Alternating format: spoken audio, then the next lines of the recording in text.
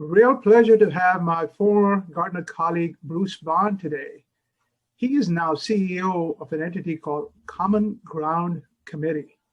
It's a citizen-led nonprofit which focuses on polarizing topics, very current today, bringing together prominent leaders with opposing views, not necessarily one party view or another, together in public forums for finding common ground. You know, Bruce, given our technology backgrounds, Mark Benioff, CEO of Salesforce, made a comment that constantly comes back to me. He asked the question, is this a pandemic or an epidemic? Yeah, he said, it started off as a health crisis, became a financial crisis, then became a diversity crisis. Now in parts of California, it's become a climate change crisis. But there's been an overriding crisis in the country, right? It's called polarization. We don't really dance around it. So tell me how something like Common Ground came together, how you got started, and how have you done in the last couple of crises? Yeah, so it may surprise you and perhaps others that are listening to this that we actually started in 2009. I was still at Gartner at the time, and a dear friend of mine since childhood, a guy named Eric Olson. To make a long story short, we've remained friends, very good friends for all that time, since I was in 6th grade and he was in 7th when we met each other. And we love the political conversation and always have. And one day we just kind of looked up and we're like, the tone is really different now. It's one thing when people disagree, but now what happens is if you disagree with me, then there's something wrong with your character, that, you're morally flawed.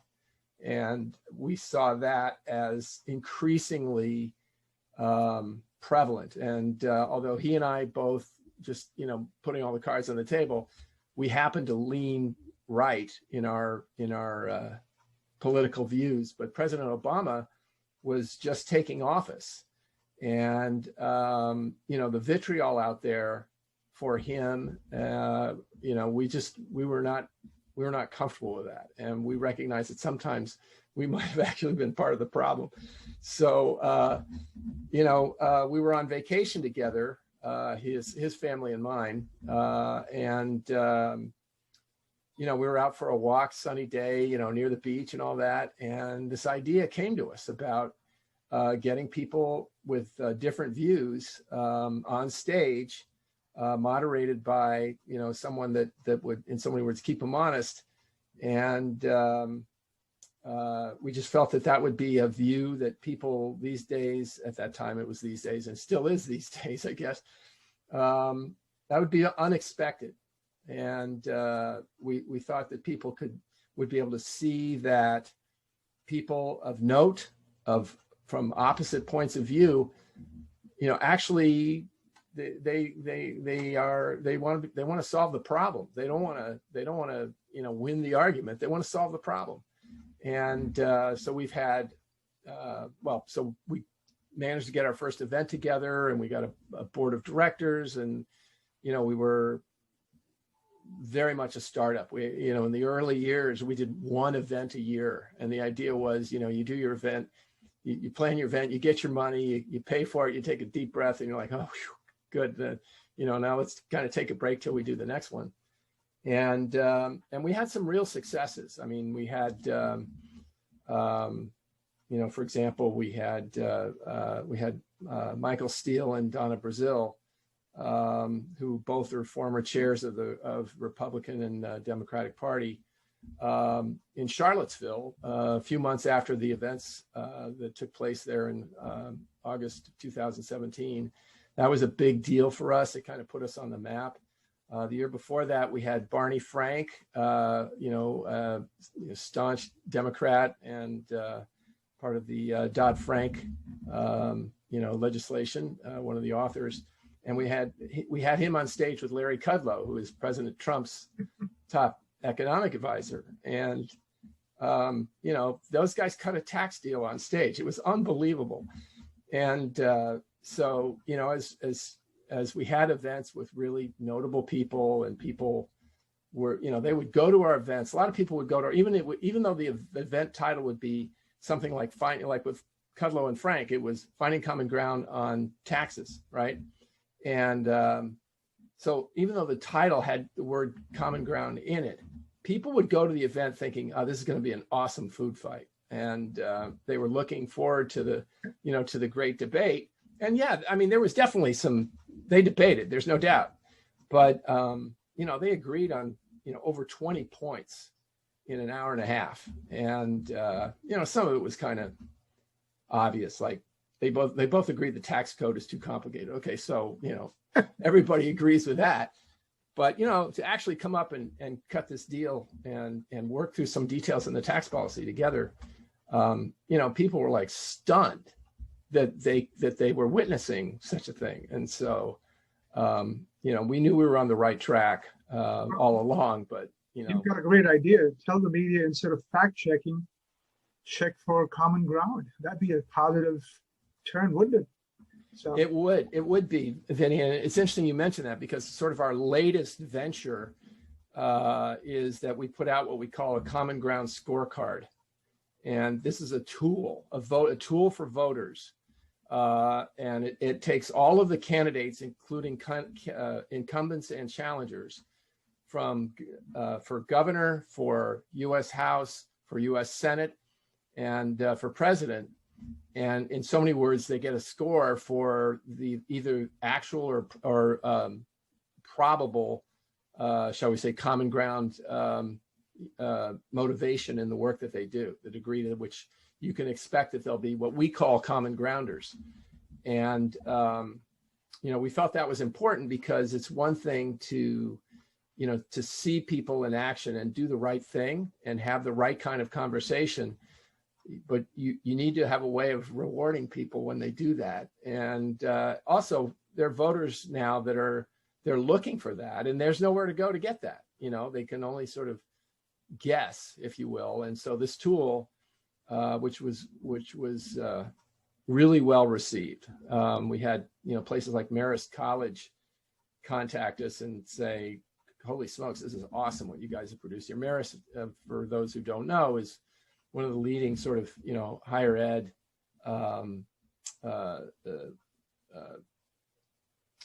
political polling operations. Marist and Quinnipiac and some others are sort of in the top tier there.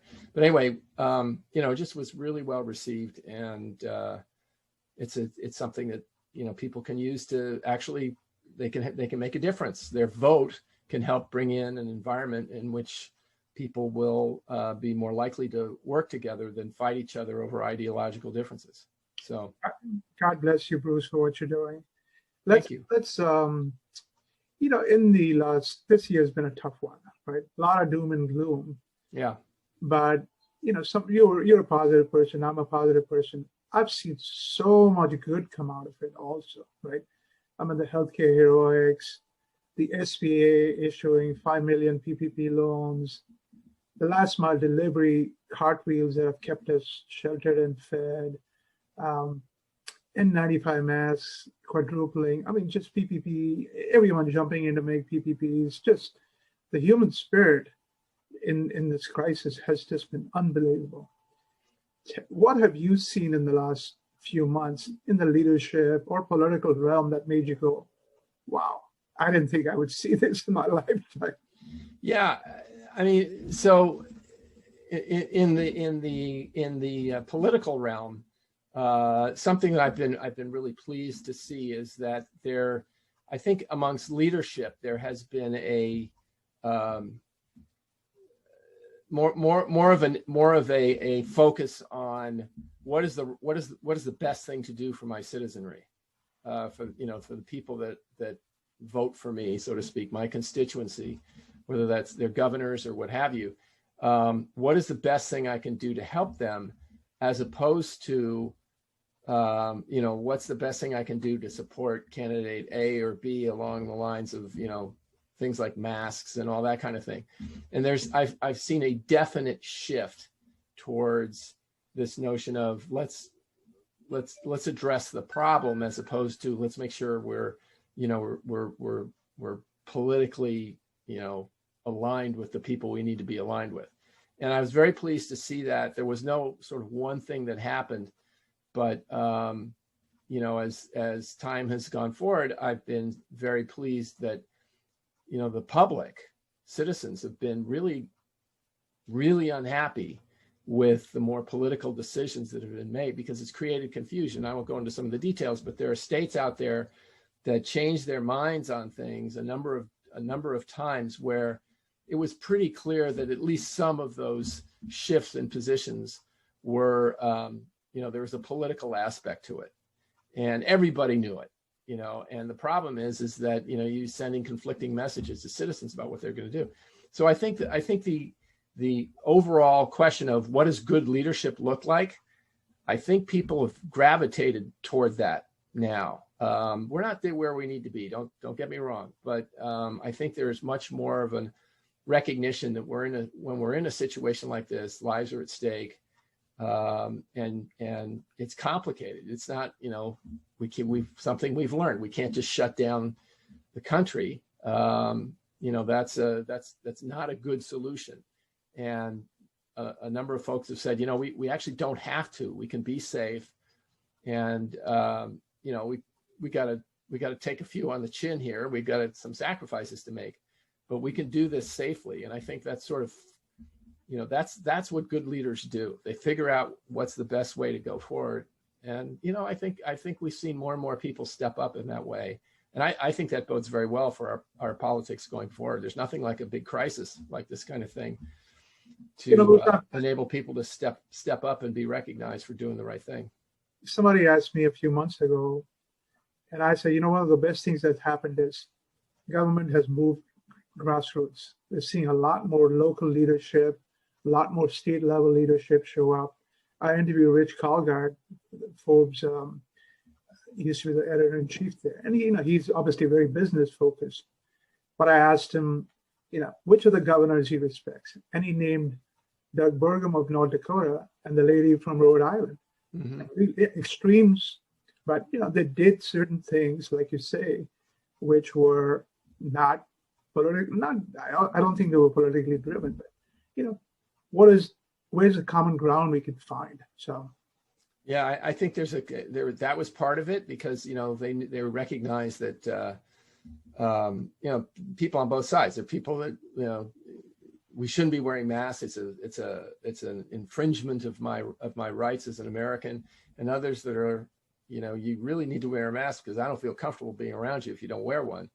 And both have points, right? So setting policy that recognizes that there are people with different views, and helping those that may not agree with where you're going to go understand why you're doing it, and still be supportive of those people and how you talk about the decisions you've made.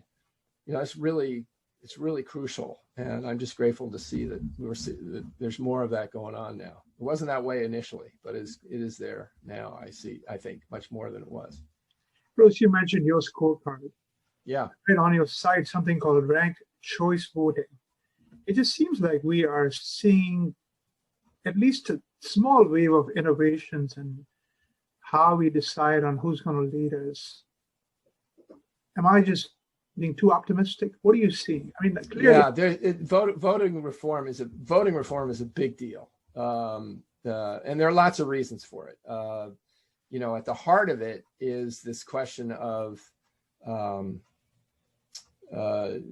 too much power in the hands of the few, and so things like we get gerrymandering is an issue that comes up in a lot of different states, and the money in politics and all those kinds of things. And so there's a general view in the electorate that in so many words the system is rigged, and everybody's going to cast their vote, but when all is said and done, sort of the old ways of doing things, this way, it's always going to be that way. And, people have, stepped up and said, no, that's not good enough. There's an organization, Represent.us, that does a lot of work, a guy named Josh Silver, who runs it, and his cohort or colleague, Josh Lynn, two guys that, it's one of the things that they work on. They work on these local grassroots efforts to make the voting system, fairer, more transparent, less sort of controlled. And another element behind all that is the question of voter fraud versus voter suppression. And I think one of the things that we're right in the middle of that right now with the different lawsuits and so forth that are going on. The view in certain circles certainly is that how could the polling have been so wrong? Was it a deliberate attempt to suppress votes, right? A different form of voter suppression. Yeah. Whether you believe it or not, it is gaining traction, that conspiracy theory, whatever you want to call it. Yeah, there is some of that, but I and you're right about that, but I think there's some basic things, like something that we did in our group at Common Ground Committee. We virtually never take a position on an issue. And the reason for that is because, when your whole, driving principle is finding common ground, the instant you take a position, people are going to go, you're not a common grounder at all. You've got a political agenda, that sort of thing. But the one thing we did take a position on was we felt that vote by mail was something that needed to be implemented. And we did our research, and we actually put an op-ed out there that said, look, there are a bunch of states that are doing it, and they're doing it well. So that's crucial when we're in a pandemic like this, because there are people that aren't going to go vote because they're afraid. There are states where there's an opportunity to help those people and do it safely. But we also recognize there are states where they just don't have the money and the organization around this to get it done this time. But as we go forward, let's see if we can find a way to do that, because ultimately, getting the most flexibility so that you have both, a comprehensive, a high turnout and security, we've demonstrated that can be done. We've got two states, I'll name to make the point: Hawaii, which is blue, and Utah, which is red, big time, both of those. Over 85% of the populations in those states, and their default is vote by mail. You can bring your ballot to a polling place if you want, but over 85% of them love the system. They feel it's safe. And it's, as a tech guy, you will appreciate this. One of the things that's in place, for example, is that they actually have a system so that if your vote shows up somewhere in the state, the check mark goes next to your name, and you can't submit another vote. Right. And we have a lot of states where those kinds of systems that sort of unify all of the different, the counties or whatever the mechanism is to actually record the votes. They don't have that kind of thing set up. And, those things, any kind of system deployment takes time and money. As you and I, having, been ERP analysts, we definitely get that. And so our position was, we recognize there are some states that can't get that done. But, our pitch, if you will, was for people to take a look and to try to see if they could do it, and if not for this time, then next time around. And we caught some flack in it, but I think our position was reasoned, and we were really trying to help people that would not be able to vote because of the fear of the pandemic. Bruce, the only thing I agree, pandemic definitely made sense. The only thing I would nuance is, I think the time boundary needs to be shrunk. There was a lot of confusion on when the votes could come in. Keep it open. Yeah. It's unfair to people who vote on November the 4th or, whatever, to have to wait for a week then, right? Yes. So I agree with you. I think it should be allowed. But by the way, Utah is also experimenting with blockchain. Some people voted there through blockchain. So, as a tech savvy country, this should be the least of our problems. I know. It's so easily solved. It's so easily solved, and there's just a lot of emotion around it. And I think there's a lot of fear about, voter fraud, for example. And like I said, I happen to lean right politically, and typically it's people on the right that have a problem with voter fraud or afraid of it. And, we did our research, and there's actually a database that the Heritage Foundation, very much a conservative think tank, put together about it's got all of the instances of voter fraud that have been identified and, no question, absolutely happened.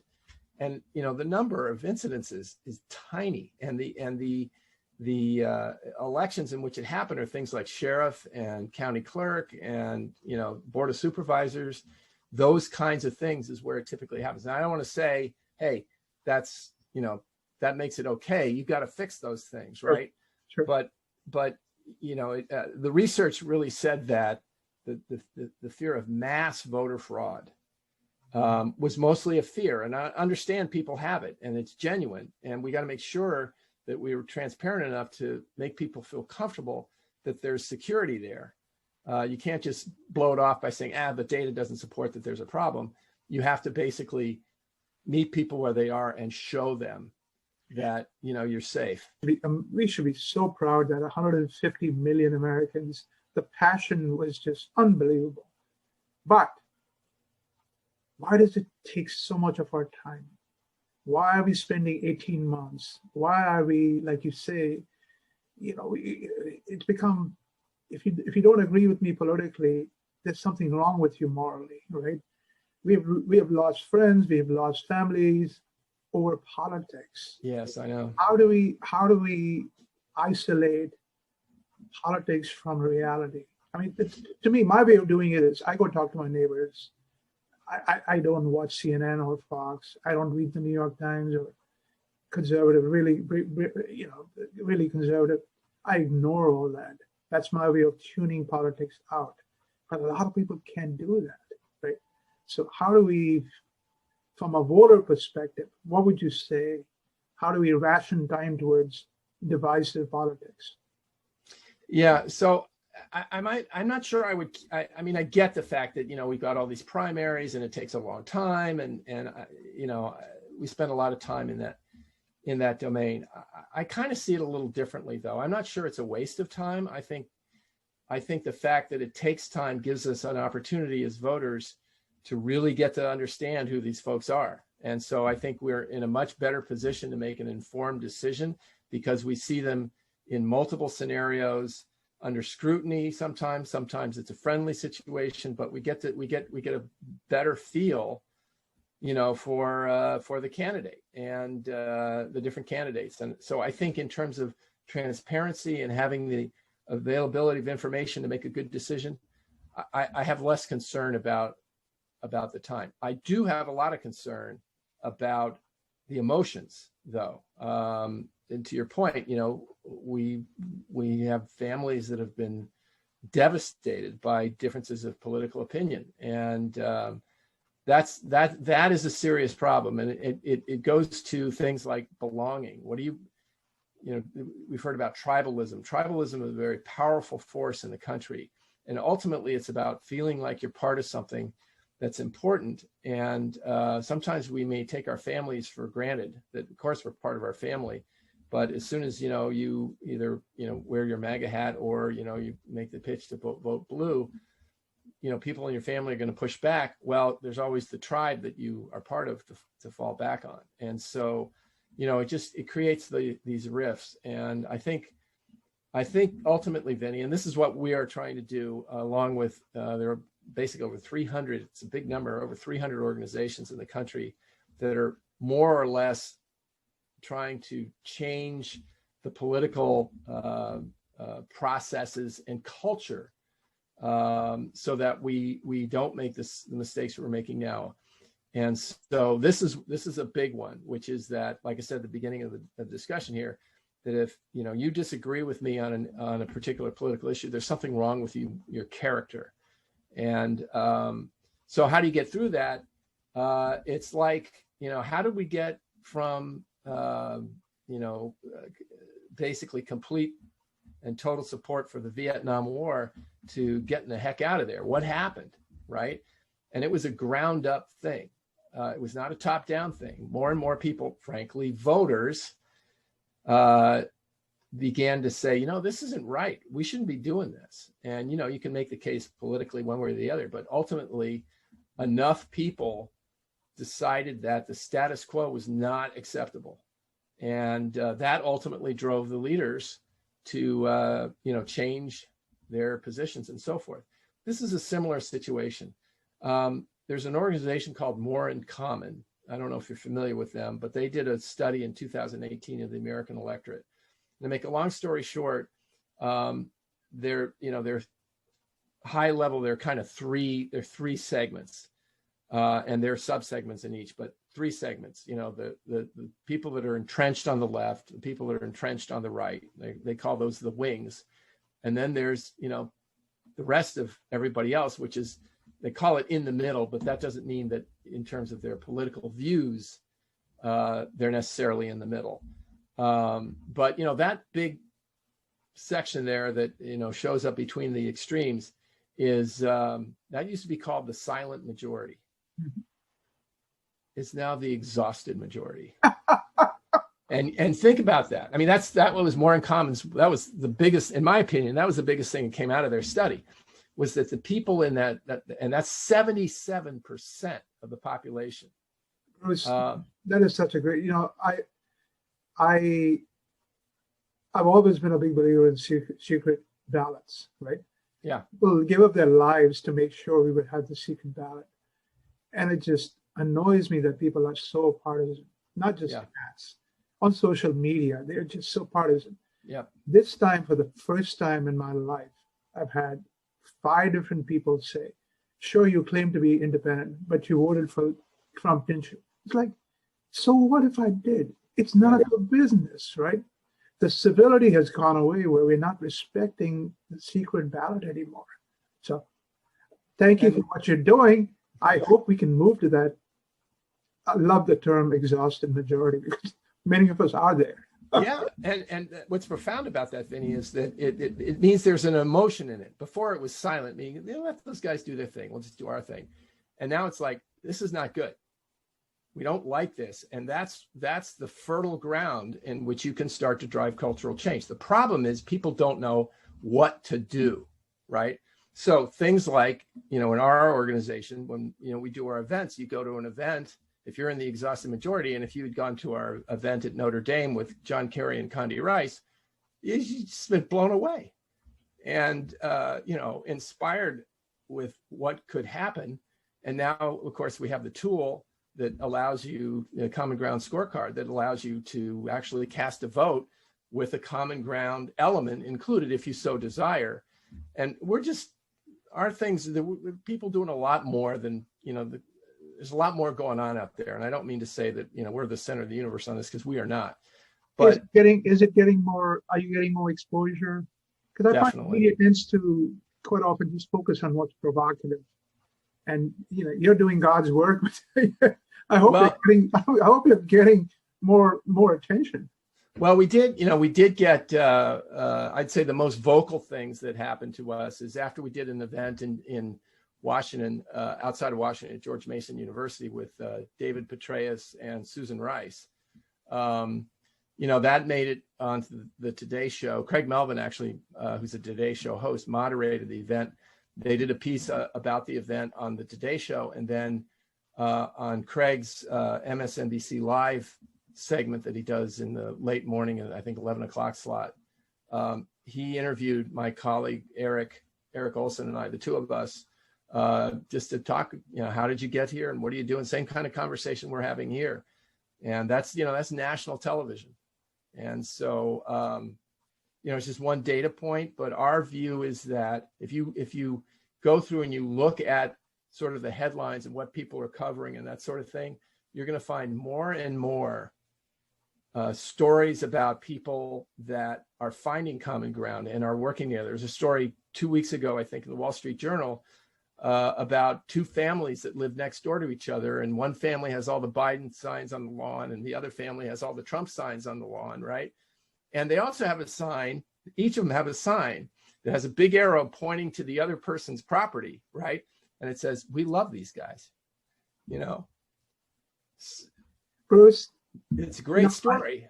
It's a great story. Thank you for bringing out so many positives, the exhausted majority, and all the good stuff you're doing. All the names, all the names you pointed out, Condi Rice versus John Kerry. I mean, these are extreme differences in policies. Definitely. So, thank you for doing what you're doing. I don't know if you've convinced me to get more politically active. I find it distasteful. Yeah. But I'm glad people like you are trying to find common ground. Well, let me just say, Vinnie, I think the key, like I said before, the key is a cultural change where we get to the point where the idea of calling people out on their character for their political views is no longer acceptable. And the key to that is really people listening to people from the other side. So, you mentioned you go and you talk to their neighbors, and rather than engage in, debate to prove them wrong, what you find is if you sit back and you go, okay, that's really interesting that, you would support, the banning of all guns in the United States. Tell me more about that. How did you arrive at that position? Why do you feel that way? And what happens is when you seek to understand, it's kind of like Covey, right? Seek to understand first and then to be understood. But when you do that, you immediately bring someone into a position of trust, right? So they may not agree with you, but they realize that you're not there to eat their lunch. One other sort of small thing I'll mention to you. One of the things we did as a result of the pandemic is we obviously couldn't do in-person events anymore. So we started a podcast series, and those are all out on our website, which is www.commongroundcommittee.org. And one of them is with a Black musician from Mississippi, he's not from there. He lives there now. His name is Daryl Davis. And to make a long story short, Daryl Davis, through conversations and building relationships, either directly or indirectly, caused over 200 members of the Klan, the Ku Klux Klan, to turn in their robes. Wow. It's a phenomenal story. And, he didn't go in there and say, your culture is, you guys are all messed up. You got this all wrong. But they learned to respect him. And they were like, he's got the same challenges we do. He's got a family. He's trying to feed his family. He wants his kids to, go to the best schools that he can't, we share in these things. You certainly made me a little more optimistic. So good. Bruce, thank you so much again. Keep doing what you're doing. And thanks, Vinnie. Keep sharing all these positive stories, man.